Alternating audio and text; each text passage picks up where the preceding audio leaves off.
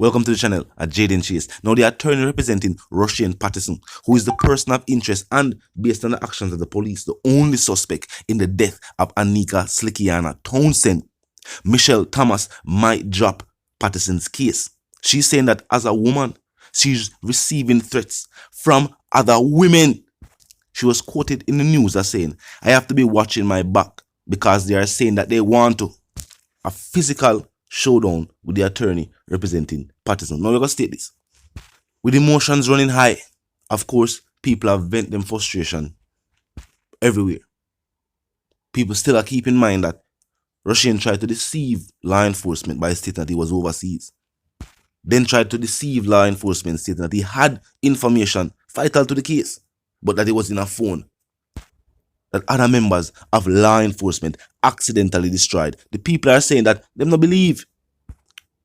So of course the people not only frustrated with Rushane, but them also, for everybody who them feel like I support him. But keep in mind, for due process to be granted, if he is indeed guilty and should he be convicted for his crimes, he will have to have some form of legal representation that are the law.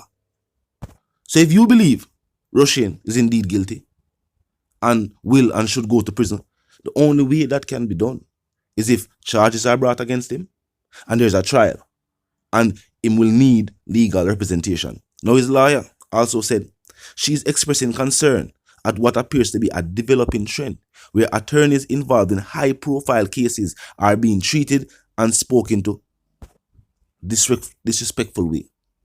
She's also stating that the public needs to stop and needs to be educated that everybody's constitutional right must be respected.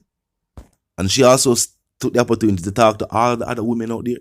She said, it does not mean that because she's a woman, she should not have taken this case.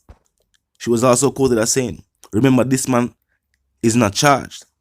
He has not appeared before a judge and was not found guilty. There is nothing to say categorically, without a shadow of a doubt, that this person is guilty.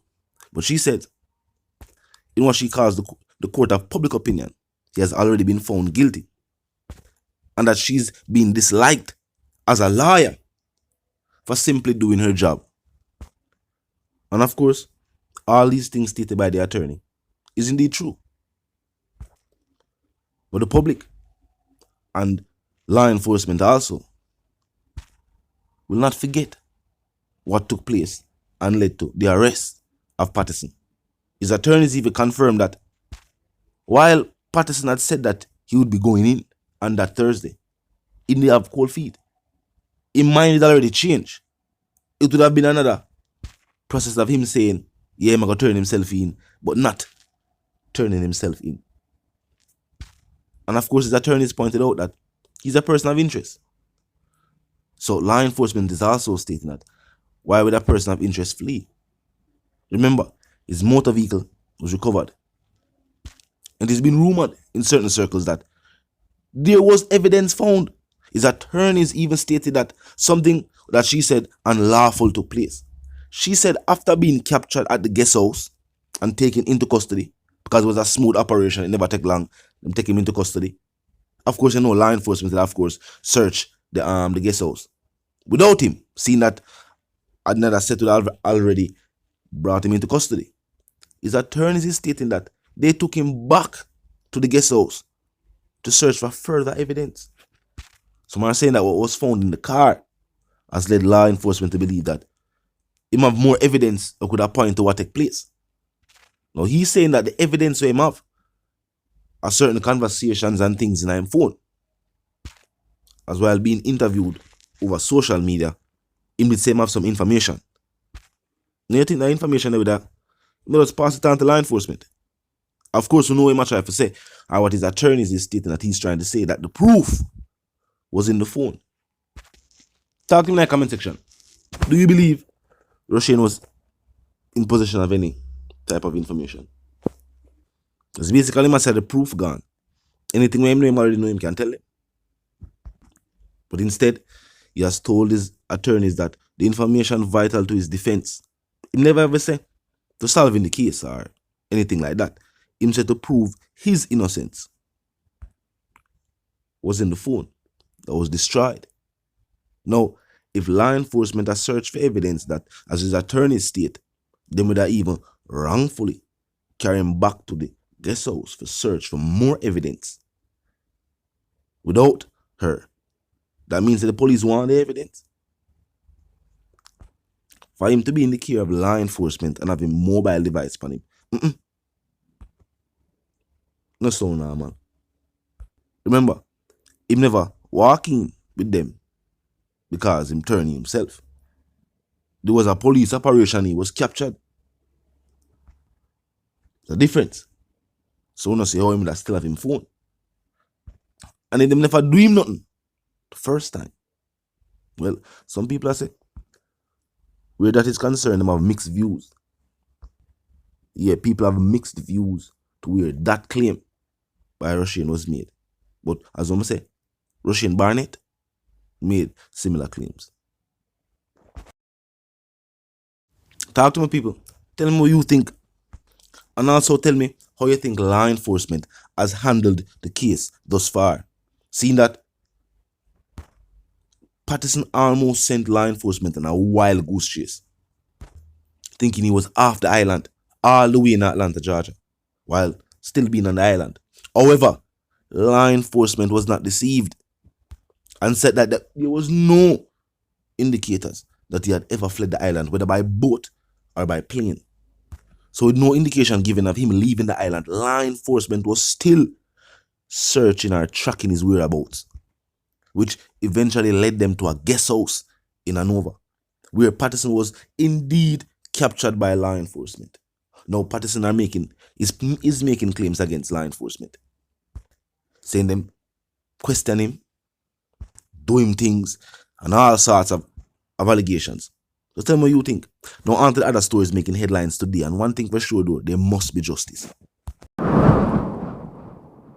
It is being reported that a drunken police officer pointed his state-issued firearm at a security guard at a hotel in St. Anne.